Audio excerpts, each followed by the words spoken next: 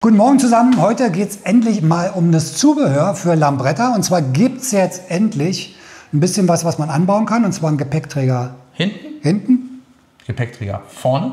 Und Scheiben kommen auch noch, die sind aber noch nicht da, aber die sind in der Bestellung, sollten schon da sein, aber die werden dann die nächsten Tage. Online kann man sie, glaube ich, schon sehen. Ich war mal auf der Webseite, da sieht man, es gibt verschiedene Größen. Es gibt so eine Cruiserscheibe, es gibt auch eine hohe, für die halt so ein bisschen mehr Windschutz haben wollen. Aber wenn wir die haben, bauen wir die auch an und zeigen die. Genau, wir zeigen euch auf jeden Fall alles, was es an Zubehör gibt. Jetzt sind aber schon mal die Gepäckträger lieferbar. Und wir fangen heute mal hinten an. Gepäckträger hinten bei der G. Ich glaube, das ist so das Gängigste. Die meisten, die sich einen Gepäckträger anbauen, fangen meistens hinten an, weil das ist an sich so der praktischste, wo man halt mal eine Tasche rauf macht. Und den machen wir heute an und das zeigen wir euch. Ist, glaube ich, relativ simpel. Sollte jeder. Vorne ist auch tatsächlich nur der Hinweis ein bisschen komplizierter. Ja, da machen wir ein separates Video. Weil wir mussten vorne was bohren. Das kennt man schon von der Vespa auch. Nur hier fehlt die Bohrschablone. Hier muss man was messen. Das ist so ein bisschen tricky. Ja, also nicht hier, oh geil, bestelle ich mal mit. Das ist ein bisschen schwierig. Genau. Also deshalb zeigen wir euch den Anbau auf jeden Fall mal in einem separaten Video. Und heute erstmal das, was wirklich auch jeder machen kann, nämlich hinten Gepäckträger anbauen. Easy. So, hier schon mal ausgepackt. Der Gepäckträger hinten kommt in so einer netten Lambretta-Verpackung hier. Wir sparen uns jetzt mal hier so ein Auspackvideo, finde ich albern. Das ist, glaube ich, nicht so wichtig. So, und hier kommt der dann halt hin, ne? Klassisch wie bei Vespa. Die Besonderheit ist natürlich, der fällt dann weg, den brauchst du nicht mehr. Ne? Da hat man ja dann den. Weil das ist ja dann dein neuer Haltegriff hier. Das funktioniert sonst auch gar nicht. Und jetzt eine Besonderheit tatsächlich, das hier sind keine Zierkappen oder irgendwas, sondern das sind tatsächlich Zierschrauben. Darauf muss man erst mal kommen. Ja, genau. Man kann und wie schraubt man die? Genau, man kann die nämlich, also ich habe hier schon mal vorbereitet ein bisschen, man kann die nämlich tatsächlich einfach mit den Fingern. Okay. Jetzt kommt mein kleines Aber. Hier ist halt so ein Gummiring dazwischen, sodass sie nicht vollkommen festbacken. Habt das aber auch schon verbaut an dem ersten Fahrzeug, wo jetzt die Gepäckträger gekommen sind. Und das hat schon fast 1000 Kilometer auf der Uhr. Dementsprechend stand schon viel draußen, wurde viel bewegt, auch im Regen und so weiter. Dann wird das irgendwann ein bisschen tricky mit diesen Schrauben. Wenn die sich festbacken. Ja, wenn die sich so ein bisschen festbacken. Auch hier wäre es vielleicht sinnvoll, wenn man irgendwie ab Herstellungsseite irgendeinen Griff, einen Torx, einen Kreuzschlitz, irgendwas reinmacht, dass man das anfassen kann. Weil hier einfach mal auch der Hinweis für euch, wenn ihr das also abschraubt, ihr würdet das machen wie mit einem Gurkenglas oder so, was man nicht aufkriegt. Ja, dann nimmt man halt ein Stück Leder oder irgendwas, um das runterzudrücken und zu drehen. Dann drehen, ja. Weil natürlich, das ist sehr empfindlich hier am Lack oder sehr nah am Lack dran. Also nicht mit der Zange rangehen. Also ne? wenn man hier mit einer Zange, du zerstörst auch sofort also die Optik hier. Wenn du da mit einer Zange rangehst, ist es sofort verkratzt, das Ding. Da muss man tatsächlich eine Gummizange vielleicht. Ja, genau. Und vielleicht könnte man sich sogar überlegen, ob man denn für den Gepäckträger nicht dann doch andere Schrauben nimmt und nicht diese Zierschrauben. Ach, die werden auch dann zur Befestigung genommen für den Gepäckträger. Fixierung. Es ist ja nur eine Fixierung an der Stelle. Der Gepäckträger liegt ja hier auf. Das ist ja nicht dramatisch. Also das muss ja nicht mit 100 Newtonmetern festgeballert werden. Trotzdem ja. Hübsch, ja. Sieht schick aus. Aber Form follows Function hier nicht so wirklich. Okay, nehmen wir wie immer das Gepäckfächlein raus. Das ist ja unser Vorführer hier. Nehmen uns wie immer ein kleines Kistchen für die Schrauben. Ne? Kennt ihr ja schon. Und jetzt schrauben wir mal, wie bei der Vespa auch, hier den Halter weg und dafür diese Tankabdeckung hier raus. So. 6er Inbus. Das genau. So runter, wobei hier reicht es anzulösen. Ja, aber wir wollen ja, der hier muss ja weg. Wir machen es mal einmal weg, dann seht das jeder, wie das aussieht. Und wenn die Schrauben nicht auf dem Werkstattboden rumschwirren, ist das schon ganz toll. Oder auf dem Garagenboden. Kann man nicht gegentreten, kann der Hund nicht drüber laufen und sich verstreuen. So, ist ja hier ein Tank, Schwungs, das ist original bei der Vespa. Und dieser Gummidichtung so. Und hier sieht man, ne? Also, der kommt dann einfach abnehmen und das war's. Genau, können wir darunter gleich mal sauber machen? Können wir machen, genau. Wenn man schon mal ab hat, ne? Kommt man ja sonst nicht ran an das Ding. Ne? Ja, genau. Ach, das sieht alles noch hier schön neu aus, ne? Ja, dabei hat die auch schon, die hat schon so 600, 700 Kilometer jetzt mittlerweile drauf. Ist schon viel bewegt worden. Das ist ja nun ein reiner Vorführer. Dafür, dass das ein reiner Vorführer ist, ist es ordentlich. Bin mal gespannt, ob diese Gummis hier benzinfest sind, nicht wie bei Vespa. Bei Vespa sind die alle rissig. Immer. Ach, echt? Bei jeder Wartung austauschen die. So, okay. Und dann nehmen wir unseren Gepäckträger. Easy peasy Nummer. Schrauben den hier drauf. Klonk. Genau, hier unten ist, glaube ich, so eine kleine Nut, ne, die da raussteht, und da wird er einfach reingemacht. Ist so simpel. Ja, hier muss man jetzt allerdings auch, ich mache mal auf einer Seite schon fest, weil wie immer, auch bei Vespa, auch bei Lambretta, in dem Fall sind es ja die Gepäckträger und nicht das Fahrzeug. Und diese Gepäckträger, zumindest nach Aufschrift, kommen aus Made in Italy. Ja, okay. Und genau da liegt wieder das Problem. Ja? Wir sind so italophil, aber die Leute sollten einfach aufhören zu konstruieren. Das ist grausam, wirklich. Also Helme können sie ja mittlerweile, die haben sich ja zum europäischen Helmzentrum entwickelt, die Italiener. Die Fabriken sind da, die Materialien, alles, was so in Europa an Motorradhelmen produziert wird, kommt aus Italien. Okay. Das können sie anscheinend. Aber hier so mit Gepäckträgern wird es schwierig. Die sollten es designen. Das haben sie auch. Das ist ja komplettes Mailänder Design, dieses Fahrzeug. Das sieht gut aus. Ja, und das sieht toll aus. Das hier soll auch italienisches Design sein. Okay. Siehst du, was ich meine? Das Löschle funktioniert nicht so also richtig. Das geht natürlich, man muss das hier rüberziehen, alles nicht so schlimm. Fragt sich natürlich, warum kann das nicht passen? Ja. Aber vielleicht ist das auch so ein deutsches Thema. Ja. Es geht ja. Also es ist ja nicht so, dass es gar nicht passt. Es geht ja, ganz genau. Es geht ja.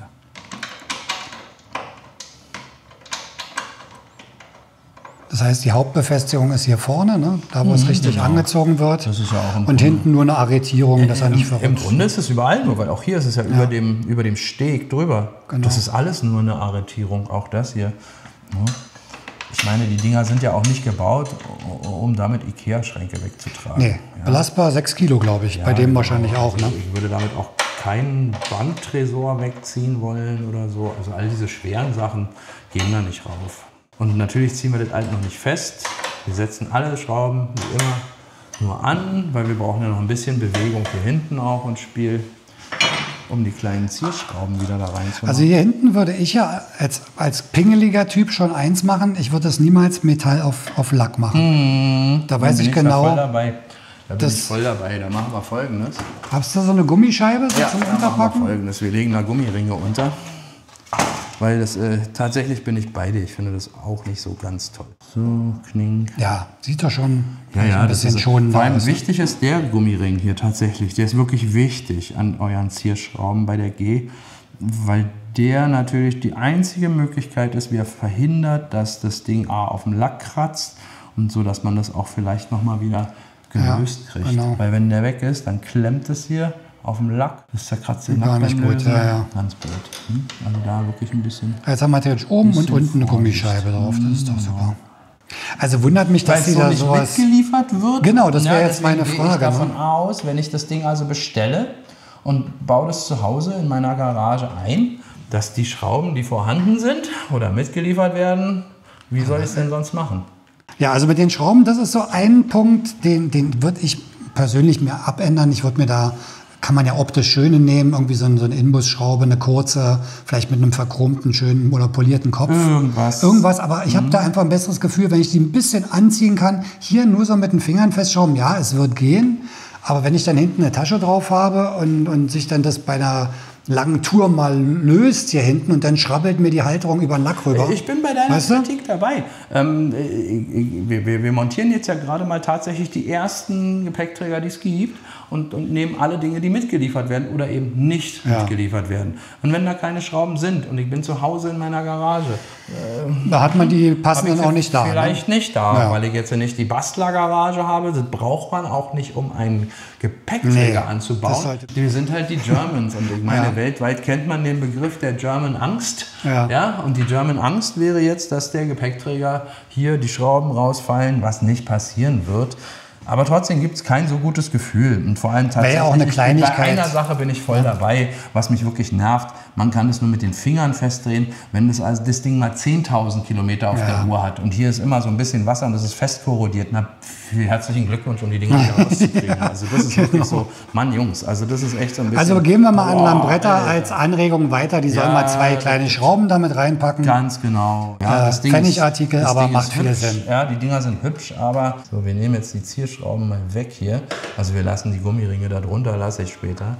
Aber die Zierschrauben packe ich weg. Ich habe hier aber auch eine voll ausgestattete Schraubenkiste. Also haben sie ziemlich alles an Schrauben da, was du brauchst. Und deswegen ist es für uns jetzt nicht das Problem. Wir nehmen wieder die Gummiviecher da drunter oder irgendwas, weil Metall auf Metall finden wir nicht so toll, haben wir ja gesagt. Und das Schöne jetzt ist einfach, ich habe ein Werkzeug zum Anfassen. Ja, das ist doch besser, ne?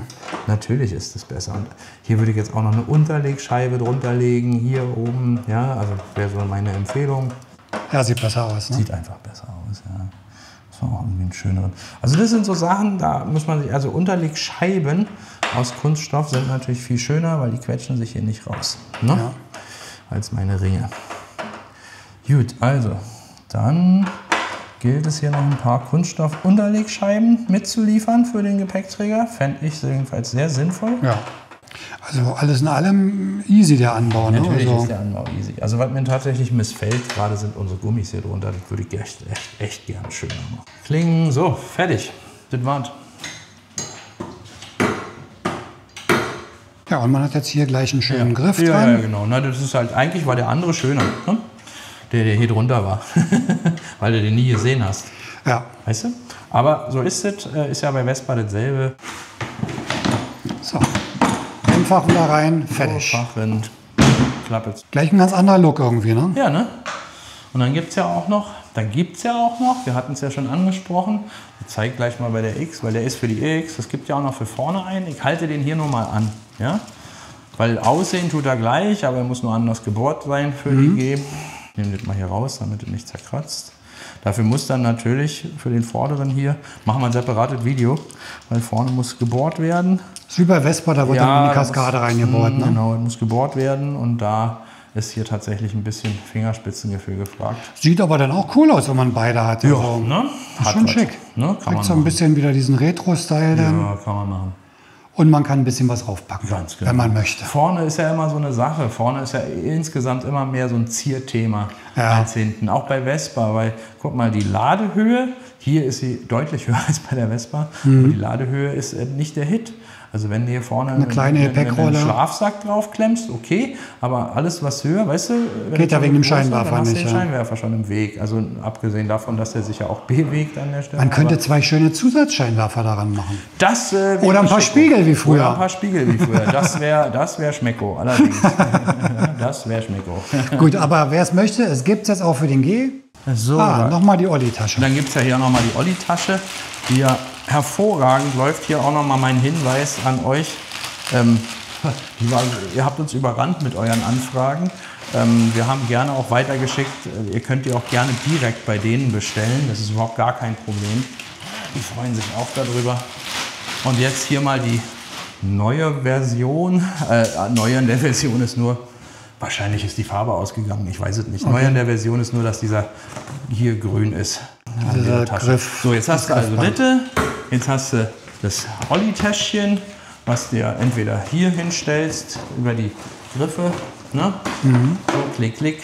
Wir haben ganz wenige, aber ein, zwei sagen, sie bekämen ihren Sitz nicht zu mit der Tasche, das würde nicht funktionieren. Bei der Vespa, ne? Wir zeigen es auch noch in der Vespa. Jetzt nochmal für alle. Einhängen, Klappe zu. Natürlich muss man da ein bisschen drücken, weil es ja was zwischengeklemmt. Auch hier ein bisschen Druck, sonst funktioniert es nicht. Okay? Funktioniert bei jedem Fahrzeug. Jedem. Wir gehen mal gleich zu einer Vespa. Gut, mach doch mal eine Vespa, genau. Und dann gehen wir gleich noch mal an eine alte Vespa. So, das war die Überlegung. Also alt ist gut. Das ist noch nicht mal HPE. Klang. Dann nehme ich das, lege das hier rein und dann mache ich so. Drücken. Und drücke ein bisschen. Und die Sitzbank geht auch wieder auf. Magic! Die Tasche ist drin. Und hält. Und fest. Und geht wieder auf. Von alleine. Und die Tasche fällt sofort runter, wenn man sie nicht festhält. Cool. Ja, also geht. Na, geht. Man muss ein bisschen drücken halt. Ja, wir können das gerne auch noch mal an einer HPE oder aktuellen, wir können es an jedem Modell machen, an jedem. Also Olli-Tasche geht auch wunderbar, kann man jetzt auch noch mal zunehmen. Nochmal die Olli-Tasche erwähnt, also sehr gerne nochmal jetzt mit grünem Strap, egal, bestellt euch diese Tasche. Übrigens immer noch für einen Fuffi, Ja, immer noch für einen Fuffi bei denen auf der Seite. Bestellt euch die, wunderbar. Wenn jetzt noch der Gepäckträger vorne dran ist, dann ist das Schwertransport. Ja, dann passt da richtig was drauf. Ein Begleitfahrzeug vorne und hinten. So, das war ja relativ easy. Also das sollte wirklich jeder schaffen. Ne? Easy peasy. Sind 4 und Nummer 2, 6 Schrauben ab. Reinmachen, festschrauben. Und danach hat man einen wunderschönen Briefbeschwerer. Wenn ihr den bestellen wollt, unten in der Videobeschreibung ist eine E-Mail. Also könnt ihr über E-Mail bei uns wieder bestellen. Kann jeder bei Kaffee Racer bestellen, dann wird es euch zugeschickt. Und ja, ich finde es sehr praktisch. Optisch muss jeder selber wissen, ob es ihm gefällt. Es kriegt natürlich jetzt hinten ein bisschen anderen Look, weil jetzt da was hoch steht. Wir müssen mal warten. Wir werden euch auch zeigen, wenn dann diese flachen kommen, die es ja auch bei Vespa gibt, ne? Diese ein bisschen sportiveren, die so die Linie eher weiterführen. Finde ich persönlich an sich ein bisschen schicker. Wenn die da sind, machen wir nochmal ein separates Video, zeigen wir euch natürlich auch. Und wir werden das Ganze auch nochmal beim X machen, oder? Wir haben noch so ein Ding in schwarz da an der X. Machen wir für euch auch nochmal ein extra Video mit der X. Dann sieht man das Ding auch in schwarz und sieht es an der X und bam. Genau. Also schick. Schnickschnack. Bisschen mehr Transportmöglichkeiten, ein bisschen praktischer das Ganze noch. Link ist in der Beschreibung zum Gepäckträger, auch zum vorderen. Könnt ihr dann einfach per E-Mail bestellen. Und ansonsten würde ich sagen, bis zum nächsten Video. Da gibt es dann den nächsten Gepäckträger von der X, damit ihr das auch mal gesehen habt. Und danach kommt dann das etwas komplexere Video mit dem vorderen Gepäckträger. Genau. Da brauchen wir ein bisschen. Und zwischendurch vielleicht nochmal die Scheiben. Die werden ja irgendwann dann auch mal lieferbar sein. Die gehe ich von aus. Ja, dann haben wir alles. Schönen Restsonntag, ihr Vögel. Ja, fahrt vorsichtig, bleibt gesund und wir sehen uns im nächsten Video. Bis demnächst. Bis dann. Danke fürs Zuschauen. Ciao. So, jetzt haben wir gezeigt, wie es angebaut wird. Können wir wieder abmachen, oder? Ja, weg die Scheiße. Weil für einen Vorführer brauchen wir es nicht, oder? Ich stehe nicht drauf. Du magst keine Gepäckträger? Nein, außerdem sieht es doch, guck mal, da hast du hier den schönen Lambretta-Griff mit Lambretta drin. So zeigst du eben, oh, guck mal, wie schön das versteckt ist unterm Sitz. Und dann baust du das Ding da auf. So ein Flügel hinten dran. Also nicht, dass man das nicht brauchen kann. Okay, wer braucht, ist ja auch, ist ja nicht hässlich. Das ist praktisch. Wer braucht, alles Ich bin gespannt auf diesen flachen da. Der sieht bestimmt super aus, oder? Eigentlich ist es doch hässlich. Schön ist er nicht, nur praktisch. Zerstört ein bisschen die Linie hin. Na, das tut es ja bei jedem Roller. Das ist ja jetzt kein Lambretta-spezifisches Thema. Ja. Das ist ja einfach, das ist besser als ein Topcase. Entschuldigung an alle Topcase-Fahrer. Also auch an mich. Ja, aber wir haben schon Tunings abgelehnt, wenn wir den Topcase nicht abbauen dürfen. Ja, wirklich. Denke, Alter, das kann doch nicht dein Ernst sein. Du willst ja einen Porsche bauen mit einem Dachgepäckträger oder was? Aber verarbeitet ist er gut. Guck doch mal, diese sehr schick. Wunderschöne, ja, die Linie muss bleiben. Wunderschöne Heck. So, dann kommen hier wieder diese schönen kleinen Schreibscan raus. Designer, das habt ihr echt gut gemacht. Wenn gleich ja auch bei der Technik des Gepäckträgers schon wieder ein bisschen versagt habt. Das musst du aber auch erstmal hinkriegen, mit einem Gepäckträger versagen, Alter. Das schaffen auch nicht viele. Also, so ein Gepäckträger ist okay und hübsch und es gibt auch Gründe. Also jetzt mal Butter bei die Fische, weg vom Scherz. Manchmal Leute sagen, hey, meine Frau oder mein Mann, meine Beifahrer, Sternchen in oder mein Kind. Wenn es hinten sitzt, dann hat es so ein so wenigstens so einen Rückhalt, so ein bisschen. Das gibt vielen was in der Seele. Dafür ist es ja auch gut. Und es hat natürlich der Griff ist auch ein bisschen größer dann bei den Gepäckträgern. Ne? Ja, beim Griff finde ich das immer tatsächlich unwichtig. Ich finde es lustig, diese Griffe alle. Und dass die eine Vorschrift sind, ja, alles schön. Aber ganz ehrlich, hältst du dich da fest? Nee. Ich fühle mich da ganz schlecht, wenn ich mich hinten festhalte. Weißt du, wie viel Trizeps muss der Mensch besitzen, kommt da hinten dass wenn ich wirklich Gas gebe vorne mit der 300er, also da musst du schon einen ordentlichen... nee, da bin ich noch old-fashioned immer am Fahrer vorne, dann, dass man den Kontakt hat. Da darf die Elle schon richtig ellen, weißt du? Und selbst dann ist es richtig heftig. Genau, ich persönlich, auch als Fahrer, ich möchte meinen Beifahrer wissen. Dass der auch... Ich möchte der soll mich bitte anfassen. Ich möchte nur wissen, dass der da ist. Ich fühle mich einfach besser. Und ich weiß, wenn ich Gas geben kann der mich schreckartig mal festhalten. All gut. Und ich muss nicht darüber nachdenken. Also von den Dingern schwärmst du jedes Mal von den Haltegriffen. Weil das einfach, weil ich keinen Roller kenne, wo das jemand so nachgedacht hat. Ja. Wirklich, wirklich. Also das ist so ein richtiges Game-Changer-Piece, weil das hat keiner. Bei Vespa auch, die baut euch alle diesen Kram. Oder viele bauen sich ab. Eigentlich erlischt dann die Betriebserlaubnis, weil es ein Zweisitzer ist und es keinen Haltepunkt mehr gibt. Ja. Ihr solltet euch dann wenigstens einen Gurt, einen Hosengurt, hier drum, einfach um die Sitzbank. Ja. Jetzt werden wir einen Kaffee trinken. Jupp. Mal Kaffee. Tschüssi.